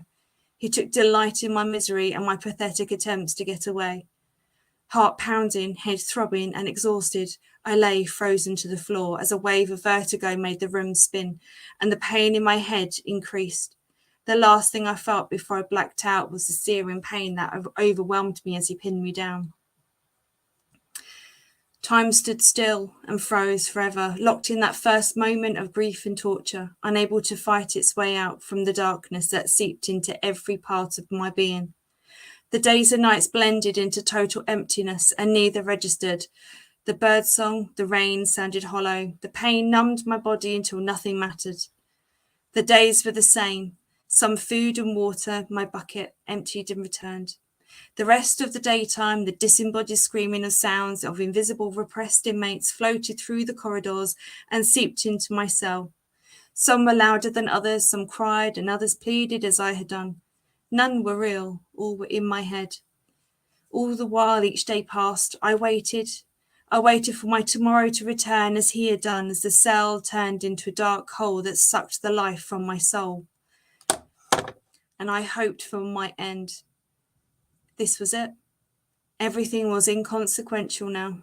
The gods ignored my plea each time he would open my cell door as I awoke semi-conscious from it all every time. As the sun dipped, casting long shadows on the wall, the cell lost its soft, muted tone. The eeriness and dank cold blurred the edges of the stones into one another. The abyss meant that the pain would begin anew. My body shook as the oppressive encounter loomed ever closer, casting images and smells that flashed into my vision and purged his odour into my nose. It stirred a cold sweat that drenched my body and made my teeth chatter from the mix of apprehension and adrenaline. When the final glow of light was depleted, the cell door would creak open, and he would return. He'd always return, every night. The green shrub had grown in through my window and had turned a gorgeous deep red from the autumn. It brought a soft pang of nostalgia for the cottage, for Pa and my home. How wonderful I'd thought the whole world was then. The love from Pa, Audrey, Elias and Nellie. But their faces were fading now. Even their names held no draw. If I saw any of them again, would they know who I was? Would I recognise them? I miss sitting by the window at home with the blazing fire crackling in the hearth and listening to and talking with Pa and toasting chestnuts. Whilst outside, wild as ever, Nellie ran through the herb garden, making her fingers smell of all the different plants as she ran her fingers through each one. Nellie, I failed you. I'm sorry, so very sorry. The smell of burning leaves, wood and toast wafted through the air, waking me from sleep. Rubbing the sticky from my eyes, I clambered off the cot, my legs aching in protest from the lack of nutrients. Leaning my shoulder against the wall, I fought against gravity to stand as my vision went opaque. As the feeling passed, the smell of toast made my stomach lurch and the bile burned the back of my throat. Even the smell of food made me nauseous. Rubbing my stomach to stave the empty pain, I peered around the cell. At some point during the night, the bucket had been removed and replaced with a fresh one, and a thick wooden tray with food, a slice of bread and a cup of milk, apple and a small lump of cheese sat waiting on the floor. And I am going to leave it there. I'm going to take my thing off and bring everyone back. That's her lowest point. So, and as you can probably hear, it's not what I write, it's what isn't right in there. You can kind of... Oh, Mark, you're muted. Hang on. Let me unmute you. There you go. Okay. I was going to say, what you wrote is pretty deep, though. That was... Oof. Yeah, I mean, I felt her emotion. I mean, and what I like about I like your verbiage, your word usage. I like the how in depth you go with her pain and you know. So yeah, it puts me in that place, man. That truth. Yeah. I'm not laughing because what you said, it was quite a difficult scene to write, and in first person, a lot of it tends to be stream of consciousness, so a lot of it tends to be reliant on what that character is feeling, and that is her lowest point. And I think I've captured that. I think I've kind of captured her despair and her just disengagement from the world around her, and her lack just wanting to just be alive. It's almost like her body's now just going through the motions, and she's there for months. You know, this isn't a one week thing. This is like a 6-month imprisonment or whatever. So she's there for quite some time. But when you come back again, Mark, when you visit us again, which we'd love to have you on again, you can come and listen to the next bit if you like, which is a slightly less desperate experience of hers. It's all good, you know. It's fine. But you know, in terms of that, thank you so much for coming. We really appreciate it. Thank you for having me. You're very, very welcome. I'm just going to stick on the screen very quickly. This is my website, so do go along and follow me there. Become a member. It's completely free, and you'll get access to the anthologies that I'm in the process of writing, short stories, releases, my poetry that I've written, which you may or may not enjoy. And you know, I'm going to. I'm actually a poet, so I might enjoy it. Oh, yeah. So it's my dog, apparently. Pretty. What is on vocals today? Support you there. That was cool. So, Jules, can you DM me that website on Instagram? Yeah, okay, absolutely. Yeah, absolutely. Yeah, I'll definitely visit it. Yeah, that'd be awesome. And it's still in its infancy. It's still in the process of being developed. But I think with writing, that is writing, isn't it? Everything's in the process of being developed. There is no final end. No. That's a good We're thing. Perfectionists, and it's horrible that we get stuck in that rut of, well, wait, I could have fixed this. I could have made it better.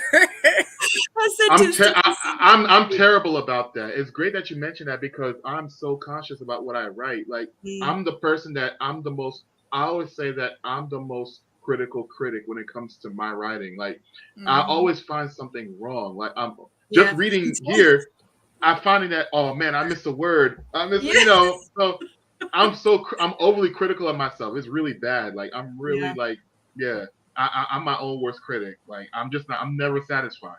But you know, like you said, that's a blessing and a curse. That's something that we're all, as authors, I guess that's how we are. So but it also puts us into the mind of being. We get better as we go along. That's the thing. The more we do this, the better we get. Become. Yep. Yeah. Completely agree. That's true. I think absolutely. And what I think is also really cool, which is what we're in the process of building here, is having other people around you who are also writers and who understand the experience of writing and the isolation that it can sometimes bring. And you know, that's why we're building this platform here, to share our love of writing with the world, but also to invite the world in and, you know, the writers to come in and join us. And so if you enjoy writing, come along, join us here. asked to be part of our show. We would love to have you if you're a writer. And thank you so much for coming, Mark. It's an absolute pleasure having you on here. Really enjoyed the show today. And thank you, Reese, as well. It's been a pleasure to see you. You have been missed most sorely. Do not be a stranger. You're not allowed to disappear for too much longer. I know. Look, I have one more weekend that I'm gonna be gone because I'll be out of the country, but I will be back. I will be back the second week of August, so I'll be back on our regular schedule. Yay. Yo, have a drink on us, all right? That's all I got to say. Have a drink. Have a margarita on us. Have a Mai Tai on us. Dark rum and Coke for me. Welcome drinks are always welcome. Okay. Yeah, you already know what time it is. Yes. Absolutely. Well, without further ado, I am going to thank both of you for being here. Thank you so much for coming, Mark. Pleasure as always. Come and join us over on our socials. Come and join us on our websites. Come and buy our books. That's what we love. We love sharing our work with the world. And I'm going to bid everyone a safe evening and farewell, adieu. And also, I want to invite you guys also, when you get a chance, to support my books too. Adia's Ballad is also it's available on Amazon. It's also available on Barnes and Noble. And if you would like a signed copy, I still have a few signed copies. Hit me up on IG. So if you like a signed copy to be sent to you, we can discuss the particulars, and then I can make sure that it gets shipped to you. Wow. Well, I normally do that. Normally at the beginning of the week, because I'm off on Mondays, I like to ship books off to people. So I gotta gauge how many copies I have left in my possession, because I think I'm still in back order for a couple of my titles. So I gotta go to my publisher and order more. That's how good it's been lately. So we'll see. Amazing. So definitely let me know if you want a signed copy of Adia's Ballad. I'll be more than happy to send. And that goes for everybody who's watching as well. If you guys want a signed copy of Adia's Ballad, that would be amazing. DM me on Instagram and let me know, and I got you. That would be amazing. Awesome. And I'm sure Reese would offer very similar kind of stuff with your book, won't you? Sure. Definitely. And if you want one from me, you're gonna have to wait because my front cover is in the process of being redesigned. But I will let you know. I'll keep you posted when it actually gets finished. But with that, I'm gonna say farewell, adieu, and good night.